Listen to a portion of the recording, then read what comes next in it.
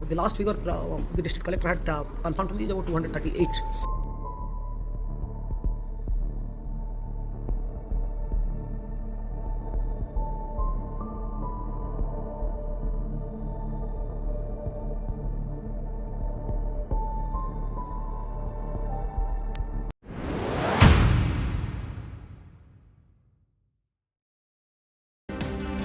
Hello दोस्तों, जून 2 2023 को एक ऐसा रेल एक्सीडेंट होता है जो कि पूरे इंडिया को हिला करके रख देता है। इसमें होता यह है कि 3 train Shalimar express, Yesvantpur express और एक मेल ट्रेन आपस में कोलाइड करती हैं, जिसकी वजह से ये एक्सीडेंट होता है। बताया ये जा रहा है कि इसके अंदर 288 लोगों की जान जा चुकी है and more than 1000 people are seriously injured.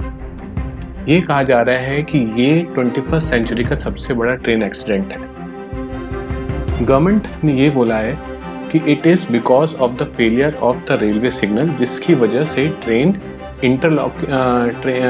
का इंटरलॉकिंग सिस्टम फेलियर हो गया। ट्रेन लूप लेन में जाकर एक मेल ट्रेन के साथ टकराई और इसकी वजह से ये एक्सीडेंट हुआ, जिसमें कि कोचेस डिरेल हो गए और वो कोचेस जो डिरेल है वो यशवंतपुर एक्सप्रेस के साथ जाकर टकराए। अगर इस चीज़ को, एक्सीडेंट को समझने की हम कोशिश करें तो बेसिक एक लेमन टर्म्स में समझने की कोशिश करें तो इसके लिए इम्पोर्टेंट है कि हम कुछ बेसिक्स जान लें। सबसे पहला इम्पोर्टेंट है कि हम ये जानें कि रेलवे के सिग्नल्स काम कैसे करते हैं। रेलवे की सिग्नलिंग में जैसे कि हमारे ट्रैफिक सिग्नल्स में एक ग्रीन लाइट होती है, एक येलो लाइट होती है और एक रेड लाइट होती है। सिमिलरली रेलवेज में भी यही होता है, सिर्फ येलो लाइट 2 होती हैं। तो ग्रीन लाइट का मतलब क्या है? ग्रीन लाइट का ये मतलब है कि ट्रेन अपनी फुल स्पीड पर उस ट्रैक के थ्रू जा सकती है, तो there is no need of reducing the speed. इसी तरह रेड सिग्नल का मतलब क्या है? रेड सिग्नल का मतलब है कि ट्रेन को पूरी तरह से स्टॉप हो जाना है, उसको आगे नहीं बढ़ना है। और येलो सिग्नल का मतलब क्या है? येलो का सिग्नल का मतलब है कि train has to move in a slow pace, उसको अपनी स्पीड को कम करके जाना है, क्योंकि आगे हो सकता है कोई ट्रेन हो जो आगे कम स्पीड पर हो या तेज स्पीड पर जाने की कोशिश कर रही हो और निकलने की कोशिश कर रही हो। तो ये मोटा मोटा हमें समझ में आ गया। रेड मतलब कि हमें ट्रेन को रोकना है, ग्रीन मतलब कि ट्रेन को फुल स्पीड पे जाना है और येलो मतलब कि ट्रेन को कम स्पीड पे उस ट्रैक के थ्रू जाना है।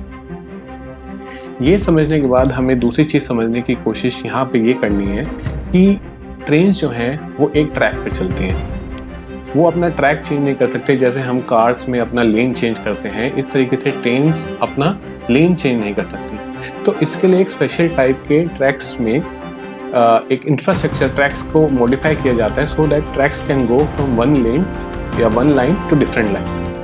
उसके लिए क्या यूज़ किया जाता है? उसके लिए एक सिस्टम यूज़ किया जाता है जिसको कहते हैं इंटरलॉकिंग। इंटर मतलब कि 2 और लॉकिंग मतलब कि 2 लाइन को आपस में जोड़कर लॉक कर देते, इसी को कहते हैं इंटरलॉकिंग। तो 2 लाइन, एक ट्रेन को अगर आपको एक लाइन से दूसरी लाइन पर भेजना है तो आपको उन 2 लाइंस को आपस में इंटरलॉक करना होगा।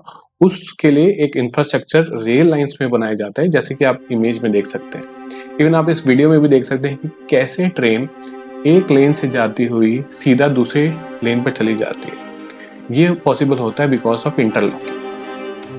अब इंटरलॉकिंग जो है, पहले जो है मैनुअल इंटरलॉकिंग होती थी। उसके अंदर क्या होता था कि उसके अंदर जैसे आप इमेज में देख सकते हैं कुछ लीवर्स का यूज़ किया जाता था, जिससे मैनुअली जो फोरमैन या लाइनमैन होता था उसको पुल करता था और ट्रेन इस ट्रैक से दूसरे ट्रैक को इंटरलॉक कर देती थी। लेकिन जैसे जैसे ट्रेन की फ्रीक्वेंसी बढ़ती गई और जैसे जैसे इसमें स्कोप है ह्यूमन एरर का, इस वजह से इस चीज़ को अब फिनिश करके हमने सॉफ्टवेयर बेस्ड इंटरलॉकिंग सिस्टम का यूज़ करना स्टार्ट किया। सॉफ्टवेयर बेस्ड क्या है कि जो स्टेशन मास्टर होता है वो बैठे बैठे अपने सिस्टम पर एक पाथ जब डिसाइड हो जाता है उस ट्रैक को इंटरलॉक करके छोड़ देता है। अब ट्रेन जो है जब इंटरलॉक हो जाती है तो अपने आप ऑटोमेटिकली उसकी इंटरलॉकिंग हो जाती है और वो अपने पाथ पर चली जाती है, मतलब कि एक लाइन से दूसरी लाइन पर चले जाती है। इसमें मैनुअल या ह्यूमन का एरर का स्कोप एकदम 0 है। बस ह्यूमन का इंटरफेरेंस कहाँ पर है कि उनको वो ट्रैक सेट करना होता है। इसके बाद हम ये जानने की कोशिश करेंगे कि हमारा जो है लूप लाइन क्या होती है और मेन लाइन क्या होती है। अब देखिए, जब आप किसी भी स्टेशन के पास जाएंगे तो ऐसा हमेशा पॉसिबिलिटी होगी कि जैसे जो मेल ट्रेन होती है जिसको मालगाड़ी कहते हैं वो कम स्पीड पर जा रही हो या उसको हमेशा रोकने की कोशिश की जाती है। जैसे कि आपने देखा होगा कि जो एक्सप्रेस ट्रेन होती हैं उनको जनरली क्या है, वो हर स्टेशन पे तो रुकती नहीं है, लेकिन वहाँ पे ऐसी पॉसिबिलिटी है कि कोई ट्रेन खड़ी हो या नहीं खड़ी हो। तो इसलिए उस स्टेशन में जो मेन लाइन होती है जिनके थ्रू वो ट्रेन पास करती है उसके साथ साथ लूप लाइन क्रिएट की जाती है, जैसे कि आप इस इमेज में देख सकते हैं। उन लूप लाइंस का काम क्या होता है कि ट्रेन जो है उस जो स्लो ट्रेन है या जिसको पास नहीं करना है या जिसको दूसरी ट्रेन को पास देना है, तो उसको लूप लाइन में जाके खड़ा कर दिया जाता है कि तो आप यहाँ पर वेट करो, पहले एक्सप्रेस ट्रेन को निकलने दो, उसके बाद आप लूप लाइन क्रॉस करके मेन लाइन में आके आप आगे जा सकते हैं। तो इसलिए लूप लाइंस बनाई जाती हैं। अब इस चीज़ से बेसिक्स को समझने के बाद हम इस ट्रेन एक्सीडेंट के बारे में समझने की कोशिश करते हैं। होता ये है कि एक ट्रेन कोरोमंडल शालीमार एक्सप्रेस जो है वो कोलकाता से चेन्नई की साइड जा रही थी, दूसरी ट्रेन जो है यशवंतपुर एक्सप्रेस जो है वो बेंगलोर से आ रही थी। ये दोनों एक्सप्रेस ट्रेन थी, तो इसलिए यहाँ पर कोशिश ये थी कि इन दोनों को मेन लाइन के थ्रू फुल स्पीड में पास दिया जाए। जब फुल स्पीड पर अगर आपको किसी को पास करना है तो आपको ग्रीन सिग्नल देना होगा। तो यही चीज़ वहाँ पर स्टेशन पे हुई, बालासोर उसमें बहानागा स्टेशन है, वहाँ पर ये एक्सीडेंट हुआ। तो वहाँ पर इन दोनों लाइंस को ग्रीन सिग्नल दिया गया, कोरोमंडल को भी और यशवंतपुर को भी।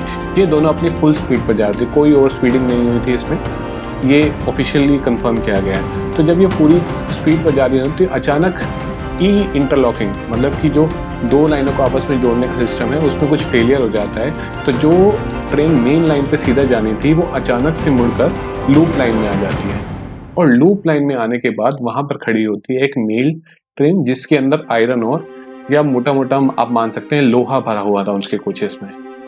तो वो 130 की स्पीड पे जाकर आपकी इस मेल ट्रेन के साथ टकराती है, और टकराने के बाद क्या होता है, टकराने के बाद इसके जो कोचेस हैं वो दूसरी साइड गिर जाते हैं। अब जब कोचेस दूसरी साइड गिर जाते हैं तो इस ट्रेन को तो एक्सीडेंट हो गया है। इस ट्रेन के तो जो एक्सीडेंट में जो डैमेज होना है वो हो रहा है, जो कोलिजन हुआ उसका मेल ट्रेन के साथ, लेकिन इसके साथ साथ इसके जो कोचेस हैं वो दूसरी मेन लाइन पे भी चले जाते हैं। और यहाँ पर प्रॉब्लम ये होती है कि यशवंतपुर एक्सप्रेस जो है उसी टाइम पर क्रॉस कर रही होती है। वो ऑलमोस्ट पूरी क्रॉस कर चुके थे, लेकिन उसके लास्ट के 3 कोचेस जो हैं वो इन डिरेल्ड कोरोमंडल एक्सप्रेस के कोचेस के साथ उनका कोलिजन हो जाता है, और जिसकी वजह से वो कोचेस भी डिरेल हो जाते हैं। तो यहाँ पर ये पूरा एक्सीडेंट है। पहले कोरोमंडल एक्सप्रेस आई, वो मेल एक्सप्रेस के साथ टकराई, उसके कोचेस डिरेल हुए। डिरेल होने का मतलब है कि ट्रेन जो कोचेस हैं, जो डब्बे हैं, वो पटरी से उतर जाना। वो जब डिरेल होते हैं तो वो जाके यशवंतपुर के 3 डब्बों के को भी डिरेल कर देते हैं। तो ये पूरा एक्सीडेंट है। लेकिन यहाँ पर प्रॉब्लम ये हुई कि हम लोग बहुत ज़्यादा अनलकी हुए इस एक्सीडेंट के केस में। पहला अनलकी पॉइंट क्या है कि जिस टाइम पर कोरोमंडल क्रॉस कर रही थी मेन लाइन, एग्जैक्टली उसी टाइम पर यशवंतपुर एक्सप्रेस भी क्रॉस कर रही थी। मतलब एक्सपेक्ट कर सकते हैं 130 की स्पीड पे 2 ट्रेन आ रही हैं, और एग्जैक्टली सेम टाइम जब एक्सीडेंट हुआ वो दोनों आपस में एक दूसरे क्रॉस कर रही हैं, जिसके चांसेस बहुत कम होते हैं। अगर आपने कभी ट्रेन में जर्नी की हो तो आप खुद भी सोच सकते हैं कि कितनी बार ऐसा होता है कि 2 ट्रेन फुल स्पीड पर जाते हुए आपको क्रॉस करती हो। इसके चांसेस बहुत कम होती हैं, लेकिन बहुत कम होती हैं। तो यहाँ पर एग्जैक्टली जब एक्सीडेंट हुआ उसी टाइम पे ये दोनों क्रॉस कर रही थी, जिसकी वजह से यशवंतपुर एक्सप्रेस, जिसमें कुछ प्रॉब्लम भी नहीं हुई थी, उसके कोचेस डिरेल हो जाते। सेकंड अनलकी पॉइंट क्या हुआ? सेकंड अनलकी पॉइंट ये हुआ कि जो यशवंतपुर एक्सप्रेस के जो कोचेस थे, जो लास्ट में कोचेस थे, वो सब थे जनरल कोचेस जहाँ पर आप विदाउट रिजर्वेशन जाकर बैठते हैं। इन कोचेस में अगर आपने कभी ट्रेन में ट्रैवल किया होगा तो बहुत ज़्यादा भीड़ होती है, इसके अंदर लोग ठस भरे होते हैं। तो वो कोचेस डिरेल होने की वजह से बहुत ज़्यादा लोगों की डेथ हुई। अब तीसरा अनलकी पॉइंट क्या हुआ? तीसरा अनलकी पॉइंट ये हुआ कि जो मेल ट्रेन थी, पहली बात तो लूप लेन में ट्रेन होना ही एक अनलकी पॉइंट है, लेकिन इसके साथ साथ जो लूप लेन में जो ट्रेन खड़ी थी वो आयरन ओर से भरी हुई थी। अब आयरन ओर क्या होता है? आयरन ओर होता है बहुत भारी। तो इसकी वजह से जो पैसेंजर ट्रेन का कोलिजन हुआ तो आयरन ओर की ट्रेन हिली भी नहीं, और जो हमारी कोरोमंडल एक्सप्रेस थी वो पूरी तरह से पूरा इम्पैक्ट उसके पास आ गया। तो इस वजह से कोलिजन की वजह से उसके ऊपर सारा कोलिजन ट्रांसफ़र हो गया। जैसे कि आप ये मानिए कि एक मिट्टी से भरा हुआ ट्रक, बहुत भारी ट्रक जा रहा हो और उसके सामने कोई मारुति 800 जाकर टकराएगी, तो मारुति 800 का क्या हाल होगा और ट्रक का कुछ भी हाल नहीं होगा। सेम केस यहाँ पर हुआ है। कोरोमंडल एक्सप्रेस जो कि बहुत हाई स्पीड पर जा रही थी और कंपेरेटिवली लाइट थी एज़ कम्पेयर टू हमारी मेल ट्रेन से, उसके साथ इम्पैक्ट होता है और सारा का सारा इम्पैक्ट जो है पैसेंजर्स कोचेस पर आ जाता है, जिसकी वजह से वो डिले होते हैं। इसके साथ साथ एक और हमने सेफ्टी फीचर इंट्रोड्यूस किया था। उसमें क्या था कि हमने अपने कोचेस को मॉडिफाई किया था, उनको चेंज करने की कोशिश की थी। वो क्या होते हैं, हमने LHB कोचेस प्रोक्योर किए थे। LHB कोचेस का काम क्या था, ये जर्मन प्रोक्योर्ड कोचेस होते हैं। 2 टाइप के कोचेस होते हैं, आपने देखा होगा। एक जनरली रेड और येलो टाइप के कलर के कोचेस होते हैं और ब्लू कलर के कोचेस होते हैं। जो ब्लू कलर के कोचेस होते हैं वो होते हैं ICF के, इंडियन कोच फैक्ट्री में, और जो LHF वो जर्मन प्रोक्योर्ड होते हैं। इन LHF की खासियत क्या होती है कि जब भी कोलिजन होता है तो उनके जो कोचेस होते हैं वो साइड वाइज जाके गिरते हैं। जैसे कि आप इमेज में भी देख सकते हैं, जब ICF कोचेस होते हैं तो एक के ऊपर स्टैक होते हैं, और जो इस LHF कोचेस होते हैं वो साइड वाइज गिरते हैं, सो दैट कि एक के ऊपर स्टैक होने से ज़्यादा एक्सीडेंट और ज़्यादा डैमेज होने के चांसेस होते हैं, जबकि साइड वाइज गिरने से कम चांसेस होते हैं। और ये चीज़ एक्सपीरियंस भी हुई है प्रीवियसली। जो भी एक्सीडेंट्स हुए हैं उसमें LHF कोचेस जहाँ पर भी थे वहाँ पर डैमेज कम हुआ था as compare to ICF coaches. लेकिन अगर यहाँ पर ICF कोचेस होते हैं तो एक ही ट्रेन को डैमेज होता है और उसके कोचेस एक के ऊपर स्टैक होते जाते हैं, वो साइडवेज में नहीं गिरते। लेकिन यहाँ पर हमने, क्योंकि LHF कोचेस थे वो साइडवेज जाके गिरे, इसलिए वो यशवंतपुर एक्सप्रेस के साथ जाके टकरा गए। तो ये हमारा जो है ये प्रॉब्लम हुई, जिसकी वजह से इतना ज़्यादा डैमेज हुआ। अब हम समझने की कोशिश करते हैं कि इसके पीछे के रीज़न क्या है। गवर्नमेंट ने अपना ऑफिशियल रीज़न दिया है। उन्होंने ये बोला है कि इंटरलॉकिंग सिस्टम के अंदर कुछ फेलियर हुआ है। अब ये फेलियर किस रीज़न से हुआ है इसका अभी तक पता नहीं है। कुछ रिपोर्ट्स आ रही हैं जैसे कि गवर्नमेंट ने कि आई डोंट नो क्या रीज़न है, एक सैबोटाज की थ्योरी फ्लोट की जा रही है। सैबोटाज का मतलब है कि जानबूझकर किसी ने उस सिस्टम के साथ छेड़खानी कर जो सिग्नलिंग सिस्टम है उसके साथ छेड़खानी कर उसको जानबूझकर उसको ट्रेन के ट्रैक को चेंज किया ताकि एक एक्सीडेंट हो सके। इसके पीछे कहने का रीज़न ये है क्योंकि जो हमारे कम्युनिकेशन जो सिग्नलिंग ऑपरेटर्स हैं वो गुमटीज़ के अंदर हाउस्ड होते हैं, और वो गुमटी जैसे कि आप इमेज में भी देख सकते हैं, जो गुमटीज़ होती है उनके ऊपर डबल लॉक सिस्टम होता है कि एक स्टेशन मास्टर के पास होता है और एक शायद लाइनमैन या किसी और एम्प्लॉय के पास होता है। तो दोनों के पास की होती है, तब जाके वो खुल सकता है। उसको इतनी सेफली हार्बर किया जाता है। Even after this accident government ने बोला भी है कि यू हैव टू इंश्योर कि हर गुमटी में डबल लॉक सिस्टम हो। तो यहाँ पर ये कहा जा रहा है कि जो ये सिस्टम फेलियर हुआ है ये सिर्फ ह्यूमन इंटरफेरेंस की वजह से ही फेलियर हो सकता है, otherwise it is not possible. इस वजह से इसको सैबोटाज की थ्योरी दी जा रही है कि it can be a terrorist attack also. दो अभी तक ये ऐसा कुछ भी रीज़न नहीं है जिसकी वजह से हम इस थ्योरी को नेगेट कर सकें, बट अभी तक ऐसा कुछ भी जैसे कि किसी टेररिस्ट ऑर्गेनाइजेशन ने या CBI की इंक्वायरी में कुछ ऐसा पता चला हो। CBI की इंक्वायरी अगर ऑर्डर की गई तो हो सकता है गवर्नमेंट के पास कुछ अपने रीजंस हो जिसकी वजह से उनको लगता हो कि कुछ सैबोटाज हुआ है या किसने जानबूझकर इसको एक्सीडेंट को कराया है। लेकिन इसके साथ साथ एक चीज़ नोट करने वाली है कि इसी साल फरवरी 2023 में एक और सिमिलर एक्सीडेंट होने से बचा था मैसूरू में। उसके अंदर भी सिग्नलिंग का फेलियर हुआ था जिसकी वजह से ट्रेन दूसरे ट्रैक पर चली गई थी और वहाँ पर ये एक्सीडेंट बच गया था। उसके एक्सीडेंट ना होने के 2 रीज़न और थे। उसका ये था कि एक तो उसकी कोच की स्पीड बहुत कम थी और दूसरा रीज़न ये था कि लोको पायलट ने उस टाइम पर टाइमली अपना इंटेलिजेंस दिखाते हुए उस ट्रेन को संभाल लिया था। तो अगर उस टाइम पर हो रही थी तब उन्होंने जब ये इशू उठाए थे तब यहाँ पर सैबोटाज की थ्योरी को डिसमिस किया था क्योंकि सैबोटाज की थ्योरी आई नहीं थी। तो जब वो एक्सीडेंट भी होने वाला था तो वहाँ तो कोई सैबोटेज की थ्योरी नहीं थी, तो इसकी वजह से सैबोटेज की थ्योरी में इतना वेट नहीं लगता है। दो इसको नेगेट नहीं कर सकते, हो सकता है, बट उसका वेटेज इतना ज़्यादा नहीं है, इसके ज़्यादा चांसेस ह्यूमन एरर के। जून 6, 2023 को द हिंदू न्यूज़पेपर में एक रिपोर्ट छपती है जिसमें एनोनिमसली जो रेलवे एम्प्लॉयज़ हैं उन्होंने ये बताया है कि जो रेलवे के जो एम्प्लॉयज़ हैं उसमें बहुत ज़्यादा वैकेंसीज हैं, मतलब कि उनके ऊपर वर्क प्रेशर बहुत ज़्यादा है।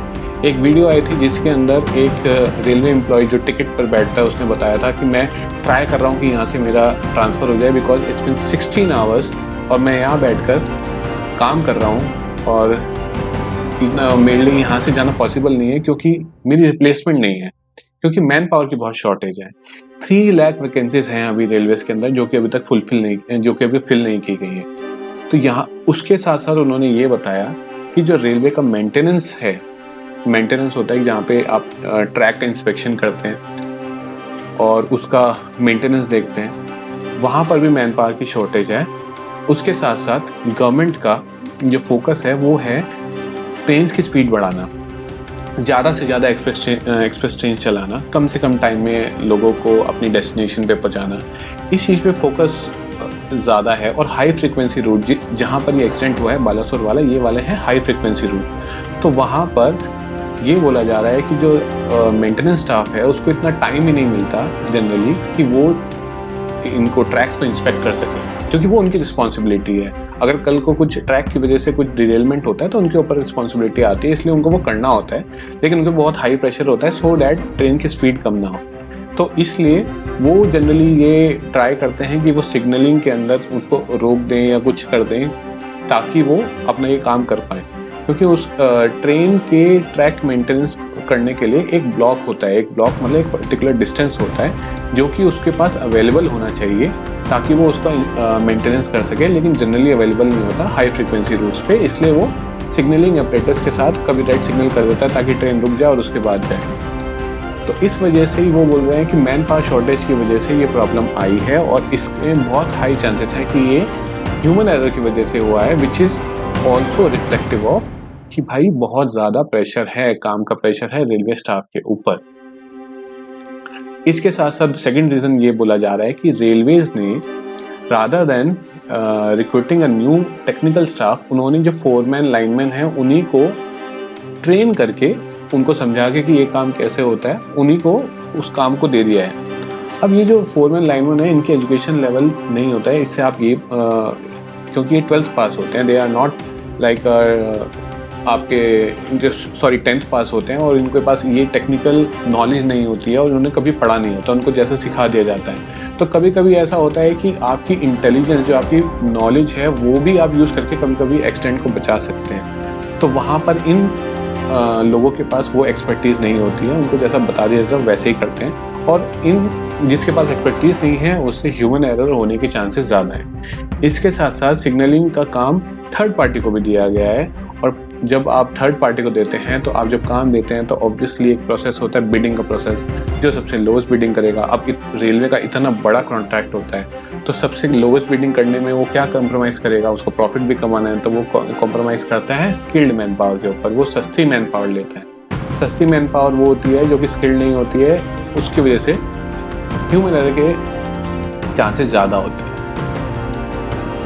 तो दोनों पॉसिबिलिटी है, सबोटाज और मैन पावर शॉर्टेज की वजह से ह्यूमन एरर की। अब कौन सा सही आता है ये इंक्वायरी की रिपोर्ट में निकल कर के आएगा। इसके साथ साथ अब हमें ये जानना जरूरी है कि ऐसा क्या है कि हम फ्यूचर में इन एक्सीडेंट्स को बचा सकते हैं। सबसे पहले यहाँ पर मेंशन करना चाहूँगा कवच सिस्टम के बारे में।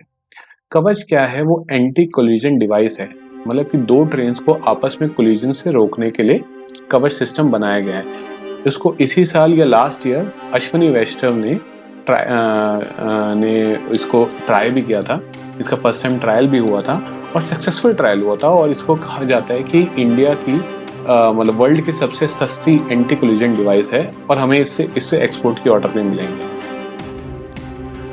कवच सिस्टम क्या करता है कि जैसे सबसे पहले दो ट्रेन्स, कोई भी सिस्टम जब किसी को कोलिजन रोकना है तो उसको आपस में बात करनी पड़ेगी, उसको कम्युनिकेट करना पड़ेगा। तो वो एक RFID टेक्नोलॉजी, जैसे हमारे कार में RFID टैग लगे होते हैं जिसको फास्ट टैग कहते हैं, वैसे ही टैग्स कोचेस के अंदर मतलब ट्रेन के फ्रंट में और लास्ट में लगा दिया जाता है, जिससे कि जो कवच सिस्टम है उनको रिकॉग्नाइज कर लेता है कि जैसे वो एक ट्रैक में जा रहा है तो रिकॉग्नाइज कर लेगा कि हाँ सामने एक ट्रेन है, तो वो ट्रेन को ऑटोमेटिकली स्टॉप कर देगा।